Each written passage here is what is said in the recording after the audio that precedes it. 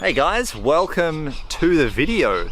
This is a Felge tutorial or a back roll on the rings tutorial. So when you do this skill, what is important is the position that you have. So when you start, you're in that dip position above the rings. When you rock back, you want to have that false grip already in there secured. As you invert and roll around, this is where it's the most important to stay super tight, keep the false grip, keep your hands close to your body the entire time, and do not let your hips dip below your hands.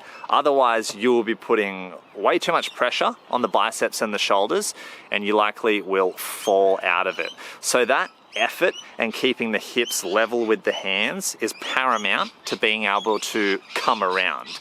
And to make sure that you do keep the hips level with the hands is as you are inverted and then starting to come around, that is when you are putting in your most effort to be pushing down. It's a fight. Act like your hands are at your hips and close to your body, and act as if someone is trying to pull your hand away back, so you're putting pressure forward. That's the type of pressure that you want to have as you're coming around, and that's what will keep the hips level with the hands, so that as you do come back around, you will come back up, back into a support position.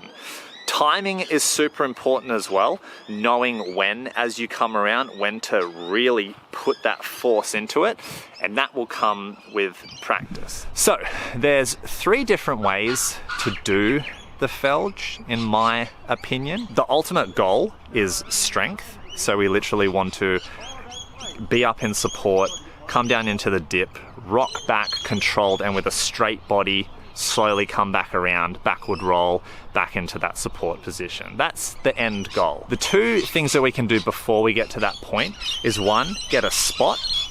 So as we come back around, the partner spots the hips, the point where you would need to be pushing or pressing against. They're giving you that assistance so that you can just get used to the motion. And then the other one is momentum. So you can see in this video here, I'm using momentum the whole time, and then I'm kicking out, which is what keeps my hips above or level with my hands. So I roll back into a support position. If you use the momentum and just kick, you can sloppily get the backward roll. How I learnt to do this skill was I did the kick out, used that momentum, and then as I got more and more comfortable with the timing of when to do it, I could use that kick out or that momentum less and less and let the strength take over more and more. And that's how the skill developed for me. So Curly here is better than me at the Felge. You were probably listening in. Was there anything I didn't mention in that explanation? Pretty much in the Felge, I don't know how to really explain it. I'm not Tyson, but I like to keep everything from here really tight. So when I come down like this, I then convert. Everything stays tight from my chest to my arms to my lats, triceps squeezing against my lats, and then everything along here just goes in a smooth motion. Everything stays tight as I'm going around, and I just kind of push through and keep that pressure on the biceps to kind of lift me back up. That's the best way I can explain it. Maybe Tyson can put a scientific twist on it, but yeah. So he's talking about the reaction of iodine with phosphorus.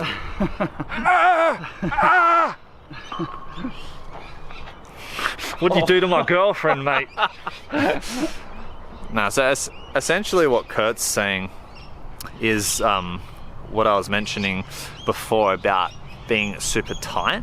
He has good timing in it as well, but even if he mistimed it, because he's making sure he stays tight the entire time, it helps him get around because he doesn't ever, compromise on keeping the hands where they are meant to be in the skill. It's quite a simple skill, which I think people have trouble with because of the timing, and it's quite a foreign movement until you actually introduce yourself to this movement, and you can introduce yourself to it without getting it by having a spotter or using that momentum. It's a really great move. It's a solid strength move for your shoulders, for your chest, for your biceps, and it's really lovely at tying moves together as well. So it's definitely an essential skill I think you should learn for ring strength training.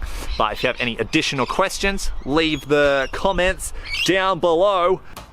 Hold up, he's about to finish the video, but there's a couple things watching back. This is what I look like at the end of the editing process, god damn it. A couple things I forgot to mention in that video is 2 prerequisites that you guys could have is the muscle up and the back lever. The muscle up has some beginning similarities to that back roll, and then the back lever, being able to do that is kind of a symbol of healthy biceps strength to tackle more advanced calisthenics skills.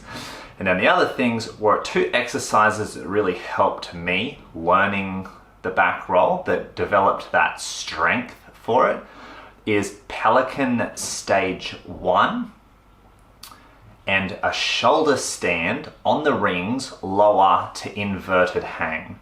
Both extremely effective but very intense on the forearms and biceps, but very effective at developing the strength needed for that back roll. Lastly, if you have a set of cross trainers, or if your gym happens to have a set of cross trainers, you can use that because it makes the backward roll much easier and it lets you practice your timing.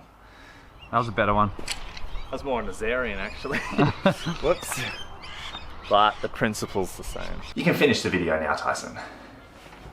Subscribe if you haven't yet and you like this video, and like it if you got something out of it. Most importantly actually is share it if you think someone else can benefit from this as well. That's the video today, and I will see you for the next one.